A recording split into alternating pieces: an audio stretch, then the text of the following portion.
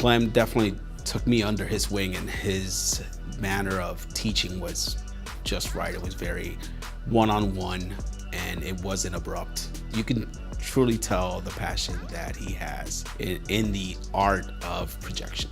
It will give you the confidence to move forward that you may not have about a particular project. There can be stress involved and things like that, and this enables it to be manageable, knowing you can break it down piece by piece. The Vectorworks aspect is something that I've known it to be a part of this industry, but never knew that I could utilize it in my particular position as much as I should be already utilizing it, given how long I've been in this industry. And then just other little tricks of the trade that you can't learn on your own in this field. You have to learn it from somebody.